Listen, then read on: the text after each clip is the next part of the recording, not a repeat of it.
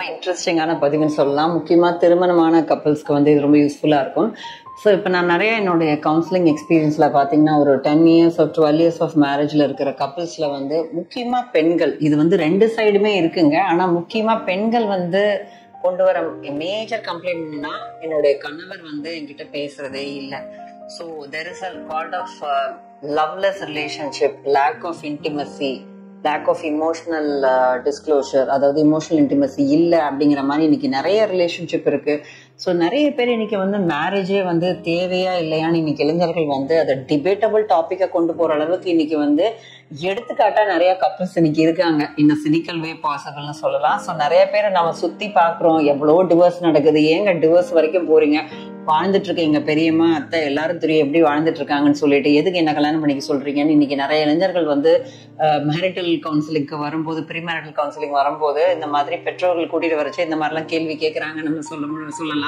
So அப்படி இருக்கும்போது ஏன் இந்த மாதிரியான ஒரு வெறுப்பு இன்னைக்கு வருது, ஏன் நிறைய மேரேஜஸ் வந்து ஃபெயில் ஆகுது? ஃபெயில் ஆகுறது மட்டும் இல்லாம ஒரு டிவோர்ஸ் தான் போகணும்னு அவசியம் இல்லைங்க. ஒரு திருப்தியற்ற வாழ்க்கையை ஏற்கனவே சொல்றதுக்கு வாழ்வதற்கே தான். ஸோ அதுல திருமணம்ங்கிறது வந்து ஒரு பர்சனலான ஒரு முக்கியமான ஒரு பந்தம்னு சொல்லலாம். ஸோ அந்த விஷயத்துல வந்து ஃபெயிலியர் ஆகுது. ஆனா இந்த சொசைட்டிக்காகவோ குழந்தைங்களுக்காகவோ நிறைய பேர் அதை வந்து புட்டப் பண்ணிட்டு இன்னைக்கு வாழ்ந்துட்டு தான் இருக்காங்க. இதுல நிறைய பேர் வந்து அப்படிதான் இருக்காங்கன்னு சொல்லலாம். எத்தனை பேர் காட்டுங்க நீங்க ஹாப்பியா இருக்காங்கன்னு சொல்லி இன்னைக்கே சவால் விட்டுற இளைஞர்களை நான் பார்க்க முடியுது நிறைய இடத்துல, நம்ம காலேஜ்ல மீட் பண்ணும் போது, ஒர்க் ஷாப்ஸ்ல பார்க்கும்போது. ஸோ இந்த மாதிரி ஒரு சரிவு, இது வந்து ஏன் இந்த மாதிரி ஒரு பின்னடைவு வருது அப்படின்னு கேட்டீங்கன்னா, ரியலாவே மேரேஜஸ் ஆர் ஹாப்பியா, அது தேவையாங்கிற அளவுக்கு இன்னைக்கு போகுது. அதுக்கு முக்கியமான காரணம் ஒரு திருமணமான ஒரு ஆண் மற்றும் பெண், கணவன் மனைவிக்கு நடுவில் வந்து இன்னைக்கு கம்யூனிகேஷனே வந்து ரொம்ப பெரிய ஃபெயிலியர் ஆகுது. அதுலயும் முக்கியமா பெண்கள் கொண்டு வர்ற மேஜர் குற்றச்சாட்டு வந்து என் ஹஸ்பண்ட் வந்து பேசுறதே கிடையாது, தனியா இருக்கிறாரு, அவர் தனி ரூம்ல இருக்கிறார், நாங்க தனி ரூம்ல இருக்கோம் குழந்தைங்களோட. ஸோ எங்க கிட்ட மட்டும் இல்ல, குழந்தைகிட்ட கூட பேசுறது கிடையாது, கம்ப்ளீட்டா வந்து டிட்டாச் ஆயிட்டாங்க.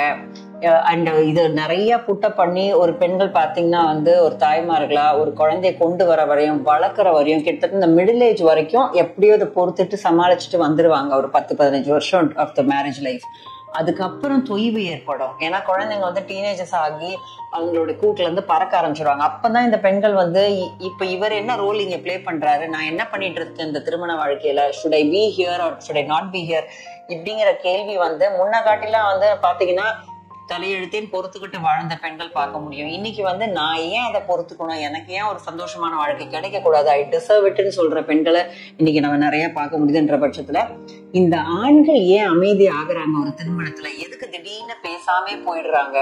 முதல்ல எல்லாம் கேட்டீங்கன்னா இத்தனைக்கு லவ் மேரேஜ் இருக்கும், அதுதான் அதுல இருக்கிற மிகப்பெரிய கொடுமைங்க. லவ் மேரேஜா கூட இருக்கும். லவ் பண்ண போதெல்லாம் உங்களுக்கு அது தெரியலையா, ரெட் ஃபிளாகா, உங்க கணவர் இந்த மாதிரி உங்களுடைய சோ கால் ஃபியான்சே அந்த டைம்ல அப்படி இல்லையான்னு கேட்டா இல்ல, நல்லா தான் பேசிட்டு இருந்தாருன்றாங்க.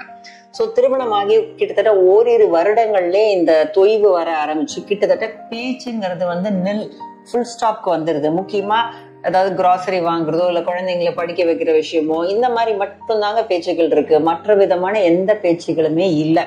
மற்ற எந்த பேச்சுனா ரொமான்டிக் டாக்ஸ் தான் இருக்கணும்னு அவசியம் கிடையாது. நிறைய வந்து ஒரு ஹஸ்பண்ட் அண்ட் ஒய்ஃப்குள்ள அன்னைக்கு நடந்த விஷயங்களை வந்து பரிமாறுறதுக்கோ இல்லை இந்த மாதிரி நிறைய ஒரு இன்டிமசிக்கோ தேவையான ரிலேஷன்ஷிப் தான் இந்த திருமண வாழ்க்கை.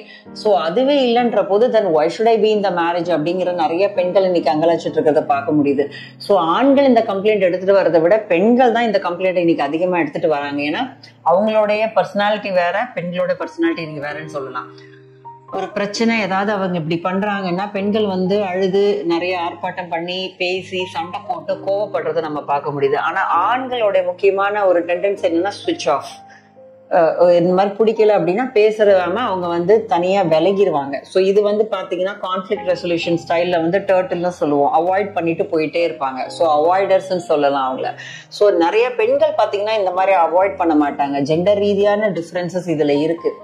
ஸோ அப்போ வந்து பெண்கள் வந்து எப்படிங்க இவங்களை நான் திரும்பி பேச வைக்கிறது, திரும்பி எப்படி இந்த அவங்களுடைய ரெஸ்பான்சிபிலிட்டி நான் புரிய வைக்கிறது. ஆனால் பார்த்தீங்கன்னா நல்லா ப்ரொவைட்லாம் பண்ணுவாங்க ஃபேமிலிக்கு. அவங்களுக்கு வந்து தேவையான விஷயங்கள், பண ரீதியான விஷயங்கள், எல்லா சுதந்திரம் எல்லாமே கொடுப்பாங்க.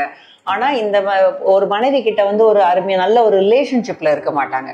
ஸோ இப்போ பெண்கள் வந்து தலையை பிச்சுட்டு இருக்காங்க, ஏன் என் கணவர் என்கிட்ட பேச மாட்டேங்கிறாங்க, நான் எவ்வளவோ மெத்தட்ஸ் யூஸ் பண்ணிட்டேங்க, எல்லாமே நான் பேசி பார்த்துட்டேன், என்னோட பிரச்சனை என்னன்னு சொல்லுங்க, நான் வந்து கோவப்பட மாட்டேன், நான் கவனிக்கிறேன், அமைதியா கேட்டுக்கிறேன், ப்ளீஸ் சொல்லுங்க ப்ளீஸ் சொல்லுங்கன்னு எவ்வளவோ கெஞ்சின மனைவிகள்லாம் நான் பார்த்துருக்கேன். ஸோ ஆனாலும் அந்த ஹஸ்பண்ட்ஸ் வந்து பேசுறதே கிடையாது. ஏன் இந்த மாதிரி இருக்குன்னு பார்க்கும்போது நம்ம ஏன் இந்த மாதிரி ஒரு இல்லாமல் ஒரு உறவை நல்லபடியா எப்படி சுமூகமா கொண்டு போறதுக்கான ஒரு விஷயத்த புரிஞ்சுக்கணும்னா மென் சைக்காலஜி கொஞ்சம் புரிஞ்சுக்கணும். இந்த இடத்துல வந்து men and women are different in some ways. இங்க வந்து நம்ம ஏற்கனவே சொன்ன மாதிரி பெண்கள் நிறைய பேசுவாங்க, பேசணும்னு எதிர்பார்க்கவும் செய்வாங்க. இமோஷனல் நீட்ஸ் அவங்களுக்கு நிறைய இருக்கு ஆண்களை விட. இன்னைக்கு ஆண்கள்னாலே இந்த சமுதாயம் வந்து சொல்ற வித்தியாசம் தாங்க, இது உண்மையா பிறவி வித்தியாசம் நான் சொல்ல மாட்டேது, சமுதாயம் சொல்லக்கூடிய வித்தியாசங்கள் தான். ஸோ அவங்க என்ன சொன்னாங்க, நீ வந்து ஆணா இருக்கணும், டஃபா இருக்கணும், உன்னோட உணர்வுகளை காட்டக்கூடாது, உனக்கு சுயமரியாதை ரொம்ப முக்கியம். ஆண்களோட ஏற்கனவே நான் இந்த பதிவுல நிறையவே வியூஸ் போயிருக்கிற ஒரு விஷயம் வாட் அ மேன் வான்ஸ் அப்படிங்கிற ஒரு விஷயம் தான். அதாவது வந்து இந்த படத்துல எல்லாம் காட்டுற மாதிரி பாத்தீங்கன்னா ஆண்களோட முக்கியமான விஷயமே வந்து ஒரு பெண்ணை வந்து பத்திரமா பாத்துக்கணும், ப்ரொடெக்ட் பண்ணணும் அப்படிங்கிற நீடு நிறையவே இருக்கும். That's been it's not like genetical நான் சொல்ல விரும்பல, இது வந்து சமுதாயம் சொல்லி கொடுக்கப்பட்ட ஒரு விஷயம். இன்னைக்கு வந்து இமோஷனல்ல இப்ப ஃபெமினிஸ்ட்னு பேசுற பெண்களும் சரி, நான் வந்து பினான்சியல் இண்டிபெண்டன்ட் பேசுற பெண்களும் சரி, இத பதிவு பார்த்துட்டு இருக்க எத்தனை பெண்கள் வந்து ஒரு ஆண்கள் மேல வந்து ஒரு எதிர்பார்ப்பு, ஒரு டிபெண்டன்ஸ், சப்போர்ட் ஃபேக்டர் இருக்குன்னா நோன்னு சொல்ல முடியாது. கண்டிப்பா அவங்களுடைய சப்போர்ட் சிஸ்டம் எனக்கு வேணுங்க, அவங்க என்ன பாராட்டணுங்க, என்ன என்கரேஜ் பண்ணணுங்கன்னு இன்னைக்கு எத்தனையோ ஒரு ஈவன் விபிஸ் அண்ட் சிஓஎஸ் கம்பெனிஸ் கூட எதிர்பார்க்கறாங்க அவங்க ஹஸ்பண்ட் கிட்ட இருந்து. ஏன் இந்த நிலைமைனா அகைன் அது வந்து ஒரு சமுதாயம் நம்மளுக்கு ஒரு பெண்ணுனா எப்படி ஆண்னா எப்படின்னு கொடுக்கப்பட்ட அடையாளங்கள் தான். மேபி இன் அதர் 5-10 இயர்ஸ் இந்த நிலைப்போக்கு மாறலாம், ஒரு பெண் முழுசா இண்டிபெண்டன்ட் ஆகலாம். ஆனா அது வரைக்கும் அவங்க ஆண்களை வந்து சார்ந்திருக்கிற ஒரு அவங்களுடைய ஈவன் டு ஃபீல் குட், இன்னைக்கு நான் நல்லா இருக்கேன் அப்படின்னா உன் ஹஸ்பண்ட் சொல்லிதான் தெரியணுமா அப்படின்னா ஆமாங்கன்றதுதான் இன்னைக்கு உண்மை. அப்படிங்கிற மாதிரி டிபெண்டன்ஸ் இன்னைக்கு பெண்கள் கிட்ட இருக்கு. அப்போ இதெல்லாம் கிடைக்கலங்க, அவர்கிட்ட இருந்து ஒரு நல்ல வார்த்தை இல்லைங்க, வாயை திறந்தாலே கிரிட்டிசிசம். நான் எங்கெங்கெல்லாம் தப்பு பண்றேனோ அதை கரெக்டா லிஸ்ட் போட்டு காட்டுறாரு, என்னை கிரிட்டிசைஸ் தான் பண்றாரு, என்னை வந்து அவாய்ட் தான் பண்றாரு, ஆனா என்கிட்ட இருக்கிற ஒரு நல்ல விஷயம் கூட சொல்றது இல்லைங்க அப்படின்னு சொல்ற பெண்கள் தான் இன்னைக்கு ஜாஸ்தி. சோ அப்படி பாத்தீங்கன்னா இன்னும் இந்த பெண்களோட எதிர்பார்ப்பு அதிகமாயிட்டு பிளீசரா அவங்க பின்னாடியே போயிட்டு இருக்கிறச்சு ஆண்கள் வந்து அவங்க பின்னாடி போக போக துரத்த இன்னும் தனிமையை தேடி போயிட்டே இருக்காங்க, விலகி விலகி விலகி போகிறாங்க. ஏன் அவங்க அப்படி, அவங்க மனசுக்குள்ள அப்படி என்னதான் இருக்கு அப்படின்னு கேட்டீங்கன்னா, அதுல நான் நிறைய கவுன்சிலிங்ல பேசும்போது நான் கண்டுபிடிச்ச ஒரு விஷயம் தீம் என்னன்னு கேட்டீங்கன்னா வந்து இந்த மாதிரி ஆண்கள் வந்து பொதுவா இமோஷனலா அவ்வளவு எக்ஸ்பிரசிவா இருக்கிறது கிடையாது. அவங்க வந்து சிம்பிளா அவங்களோட ஆண் அடையாளம் என்னன்னா, நான் வேலை செய்யணும், நான் வந்து குழந்தைங்களுக்கு ப்ரொவைட் பண்ணணும், ஒய்ஃப்க்கு ப்ரொவைட் பண்ணணும்னு. அதுக்கு முக்கியமான இன்னொரு விஷயம் வந்து மரியாதை, ரெஸ்பெக்ட். ஸோ ரெஸ்பெக்ட் எனக்கு கிடைக்கல அப்படின்னா நான் விலகிடுவேன். ஸோ நான் வந்து என்னங்க அப்படி டிஸ்ரெஸ்பெக்ட் பண்ணிட்ட மாதிரி பேசிட்டேன் அப்படின்ற மாதிரி மனைவிகள் என்ன பேசினாலும் சாதாரணமா அவங்க ஒரு விஷயத்த வந்து நீ எனக்கு அது கொடுக்கல, எனக்கு இதை கொடுக்கலன்னு ஒரு லிஸ்ட் ஆஃப் குறை சொல்லும் போது ஆண்கள் அங்க சுருங்கி போயிடுறாங்க, ரொம்ப ரொம்ப சுருங்கி போயிடுவாங்க. நீங்க நினைக்கிறீங்க எனக்கு தான் தேவைப்படுது பாராட்டுகள், எனக்கு தான் வெற்றிகள் தேவைப்படுது, நீங்க வந்து எனக்கு என்கரேஜ் பண்ண தேவைப்படுது கிடையாதுங்க. ஆண்களுக்கும் அது தேவை. ஒரு மனைவி வந்து நீங்க என்ன நல்லா பாத்துக்கிட்டீங்க, நீங்க வந்து என்ன நல்லா ப்ரொவைட் பண்றீங்க, என்ன வந்து நல்லா செக்யூரா வச்சுக்கிறீங்க, என்ன நல்லா வச்சுக்கிறீங்கன்னு ஒரு வார்த்தை சொல்லி பாருங்க. அப்புறம் பாருங்க அவங்களுடைய ஃபேஸ்ல எப்படி ஒரு பிரைட்னஸ் இருக்குன்னு சொல்லிட்டு. ஆனா இன்னைக்கு வந்து பெண்களுடைய குணமே வந்து அதுவும் ஒரு பிரச்சனை தான். பாராட்டுறதை விட நம்ம இன்னைக்கு நிறைய கிரிட்டிசைஸ் தான் பண்றோம். எனக்கு அது கிடைக்கல, எனக்கு இது கிடைக்கல, நீ அதை வாங்கி தரல, இதை பண்ணல, எனக்கு பணம் கொடுக்கல குடும்பத்துக்கு, இப்படி வந்த உடனே லிஸ்ட் வச்சிருக்காங்க. சொல்லவே வேண்டாம், மாமியார் பிரச்சனை வேற வச்சிருக்காங்க. சோ இப்படி இருக்கும்போது ஹஸ்பண்ட்ஸ் வந்து அந்த மென் வந்து என்ன பண்ணுவாங்க அப்படின்னா வந்து பெண்கள் மாதிரி பேசி உங்களுக்கு கான்ஃபிளிக்ட் ரிசால்வ்லாம் அவங்களுக்கு ரொம்ப பண்ண தெரியாது. அப்படி பேசினாலும் நீங்க கேட்கலன்னு சிம்பிளா சொல்லிட்டு போயிருவாங்க. நான் எவ்வளவோ சொல்ல ட்ரை பண்ணேன், நீ அண்டர்ஸ்டாண்ட் பண்ணல, நீ புரிஞ்சுக்கவும் மாட்ட, பெண்கள் புரிந்து கொள்ள மாட்டார்கள் அப்படிங்கிற ஒரு விஷயத்த அவங்க வந்து அசியூம் பண்ணிட்டு இத பேசி உண்மைதான். அது சில நேரங்கள் அதையும் நம்ம ஒத்துக்கணும். பெண்கள் கிட்ட போய் பேசி சமாளிக்க ட்ரை பண்ணா ஒத்துக்கவும் மாட்டாங்க. சோ நான் பேசி என்ன பிரயோஜனம், நான் பாட்டுக்கு இறங்கி என் வேலையை பார்க்க போறேங்க, இந்த பிரச்சனைக்குள்ளே நான் வரலங்கன்னு சொல்லிட்டு அவங்க அண்ணியும் கூட கட் ஆஃப் ஆகுறாங்க. கொஞ்சம் கொஞ்சமா நீங்க சின்ன கல்யாண புதுசுல இருந்து நடந்ததெல்லாம் யோசிச்சு பாத்தீங்கன்னா அவங்க கிட்ட நீங்க நிறைய குறை சொல்லி இருக்கலாம். நீங்க வந்து என்ன சரியா கவனிச்சுக்கிடல, அப்படிங்கிற ஒரு எண்ணத்தை அந்த ஆண் மனசுல விதைச்சிருக்கலாம். இதெல்லாம் ஆணுக்கு வந்து ஒரு ஆண்மை அப்படிங்கிற ஒரு முக்கியமான விஷயம். Not only for sexual performance but also for this.